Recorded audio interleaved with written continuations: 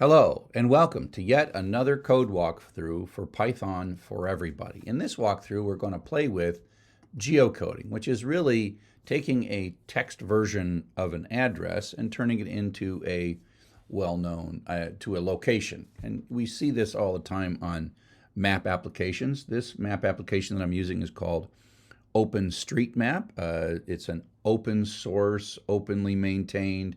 It's a wonderful organization that gives us an alternative to the commercial map companies like Google Map, who play games with all of us. So I'm a big fan of open source, big fan of open data resources. And so I'm going to search for a place, one of my favorite restaurants in the whole world. And so I'm using a text address. I'm like, where is this thing? And so it found it to me and found all this at, and we see things like the GPS coordinates or the coordinates of latitude, longitude coordinates here, and there is one of my favorite restaurants in the world. And so the act of going from a text address to a location is called geocoding. It's a super common kind of thing. So we've got a bit of sample code here. And I am going to edit this code. You can get it from www.pyfree.com/code3 OpenGeo.py and save it to some location so you can edit and play with this bit of code. So I've got it right here. I'm actually editing the master copy. It's in GitHub, so I will be able to fix it. So don't worry about that. So let's do a bit of walkthrough. The API that we're going to be doing is a thing called Geo.py, and it's a company, and they take that OpenStreetMap data and they make it available to us in this geocoding API, for example. This is the thing that we're going to be doing, and so you can see that the idea of geocoding is you take a text, like I've said, a text address. There's all kinds of stuff you can play with it. They give these free playgrounds. And so if you look at this, this is not exactly free. There is a free level of it, right? And so you still have to go get an API key. And if you start using it more and more, you got to pay money, and it gets pretty high. So this is 250,000, whatever, $600 a month. So that's where the real API is. But if you take a look at the code, we're not going to hit that API, because otherwise you'd have to sign up for an account. Although it'd be good exercise, you could definitely use their official API endpoint if you signed up for an account. But I have given you what I call a heavily rate limited proxy of that, and it means that I've got a copy of it. I've got a database where I cache the most commonly used things, and I use Cloudflare, and we talked about that in the lecture. And it's also super heavily rate limited, which means it slows you down to a crawl if you overuse it. The rate limit is designed to allow you to get what you need done for this class, but not more, okay? So the prefix for this is HTTP free data drchuck.net, OpenGeo ? And then afterwards you put a Q equals query parameter. And so I've got this. And you see the Q equals, this is just, URLs and HTTP. The plus in that is the space. This is called URL encoding. And the %2C is URL encoded comma, because you can't just put a comma there.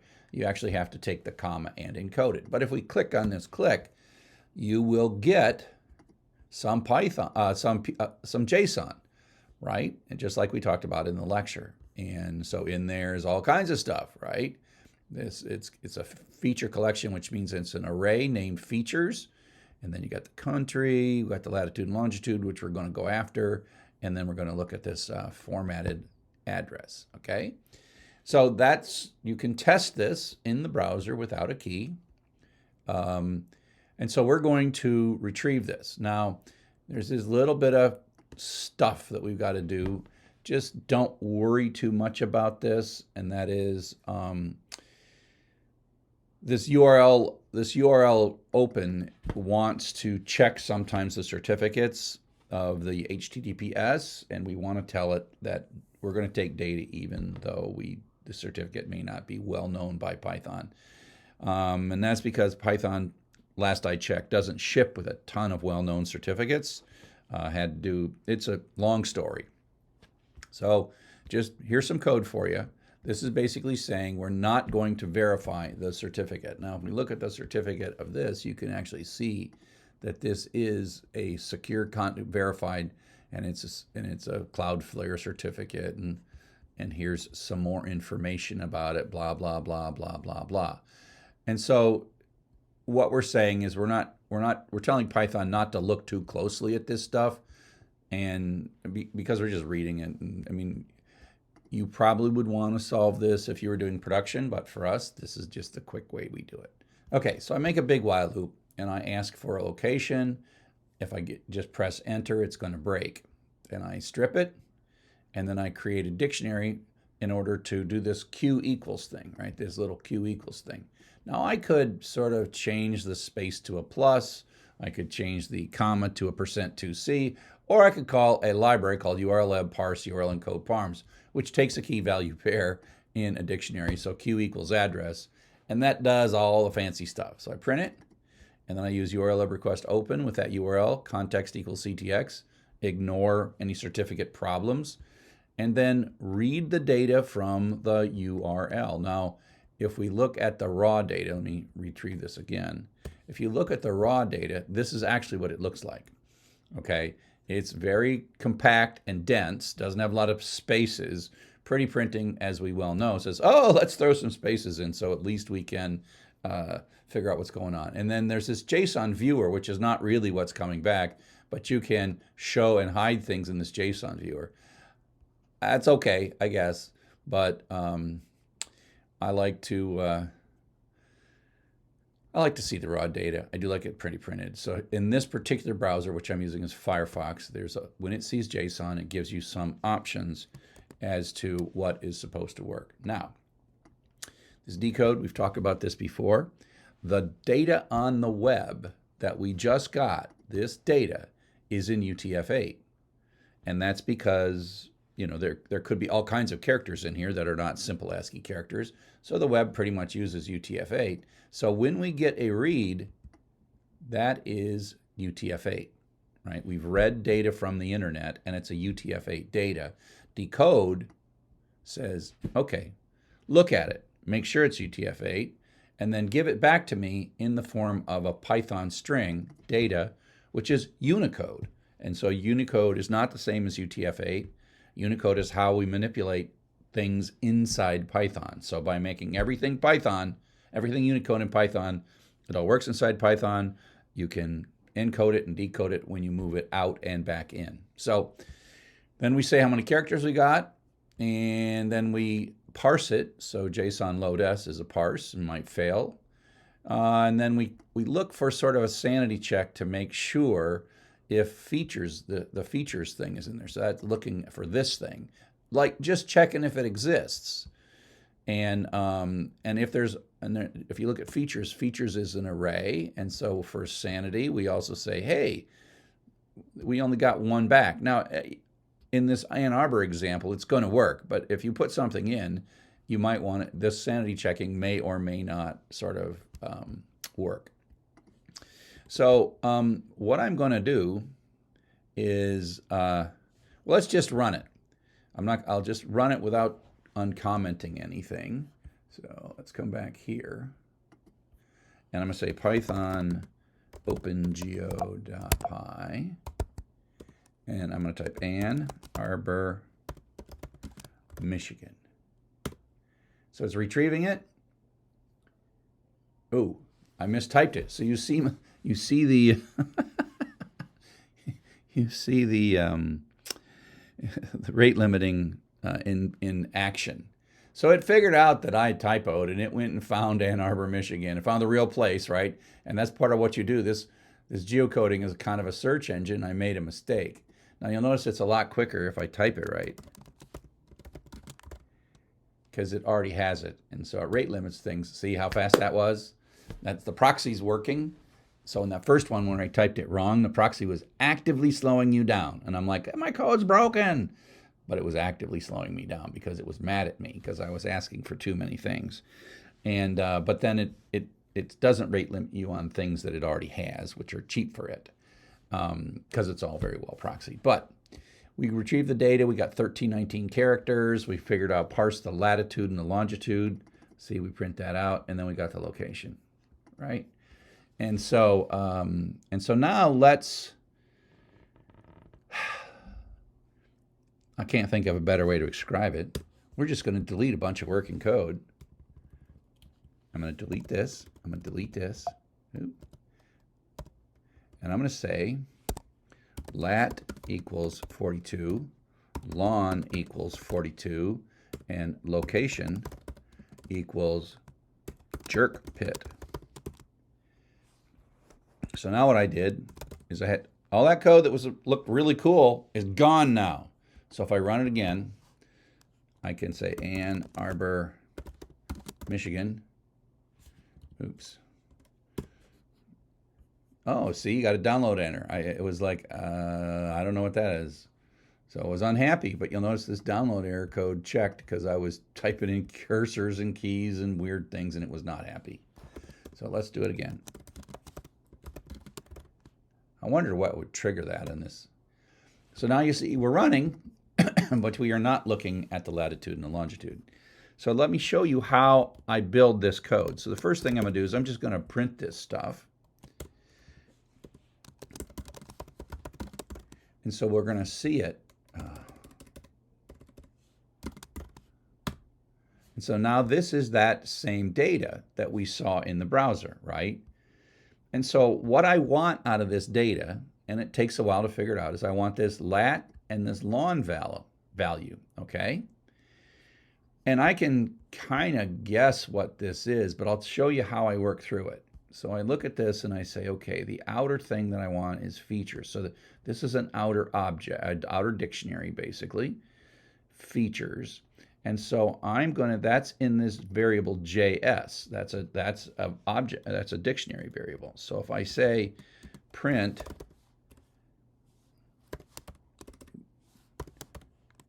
JS sub features. So what I'm doing is I'm gonna comment this part out, and we're gonna indent that. I gotta put a close curly brace there, comma indent equals 4. So what I'm gonna do is I'm gonna work out in. So originally I was dumping JS, now I'm gonna dump JS to features. And so I'm gonna save that, and I'm going to, I gotta keep running it. Oh yeah, because I didn't type it correct. Doobie-doobie-doo. I got an extra parenthesis. And I put a semicolon in because I've written too much Java and JavaScript in my life, and I can't help it.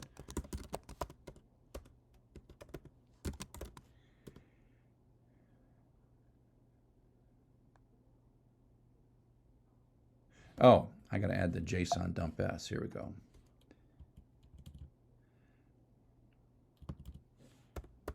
I should have just copied that previous line. So now I gotta dig in one level, and then I just gotta pretty print it. So that's JSON dump s with an index with an indent of 4.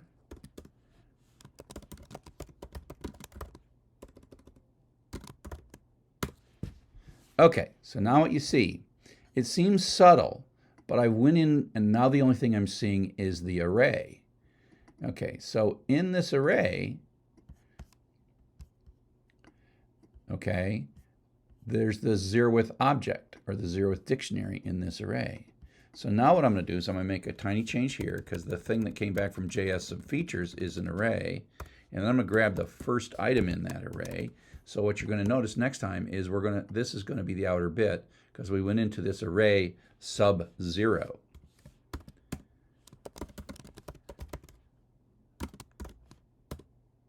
Okay, so you see the outer thing is now a dictionary. And it is of type feature. I mean, one of the keys is type, and one of the keys is properties. Now we want the stuff inside properties. So what we're printing here we want to go into the key within that dictionary. So we have a dictionary, well, we have an array sub0, which returns a dictionary, and now we're going to get the sub-properties. And this seemed kind of slow, but it is going to finish. Okay, so now what we have is we have a dictionary. The lat long string now is a dictionary. Let me move this over. That long string is a dictionary, and within that dictionary there is a lon and a lat. So now, just for testing, I'm going to say, look up in that dictionary a lon. So I'm going to run it again now.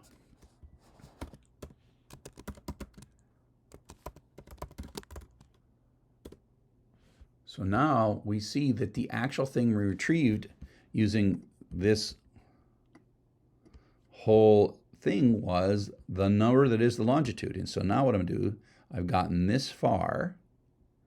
And now what I'm going to do is, instead of the longitude being 42, that's what the lon is going to look up, right? And, you know, we can pretty much say that the lat is going to be the lat. So we're going to now, I think, be able to look up lon and lat. Oops. Boop. So now the lat and long are correct. Oh, now I kind of forgot. So I'm going to take this off the print statement, the debug print, and run it again.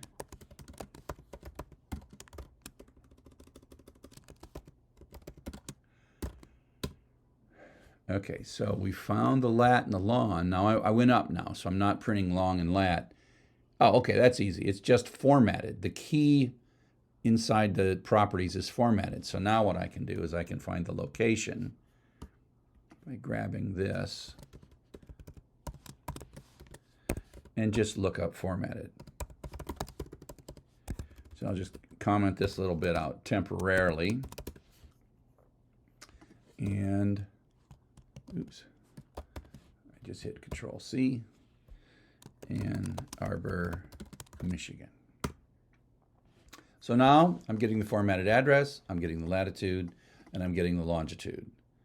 And so when we started, I had code that pretty much looked like this. It was a little bit different order, and you saw me sort of successively dig hierarchically into this. Now, if you know, it's like, oh, okay, here we go. It's an outer dictionary, sub-features, it's an array, sub-0, features sub-0, and then sub-properties, sub-lat. Now, you might just figure that out and immediately derive this long thing. I'll just say that every time I try to do that, I mess it up. One tiny little mistake. And let's just say you missed on this. I'll just make a mistake here. So you just said, oh, I got that first entry in features, and I'm just going to go into lat. So that means that you're going to go straight into lat, and you're going to see what happens then.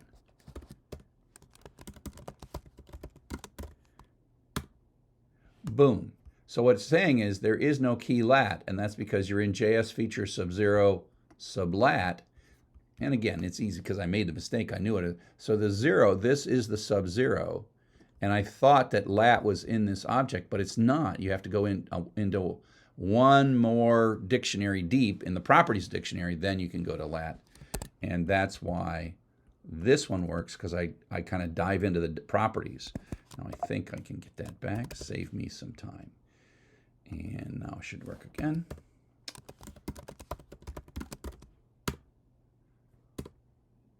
Okay, so we're working. So I hope you found this interesting. Geocoding is just fun. Later in the course, we will make a map and do kind of a batch geocoding, use a database, etc., and then make a map. And that's kind of cool. And you can place yourself on the map or a place you know on the map. So I hope you enjoyed this. Cheers.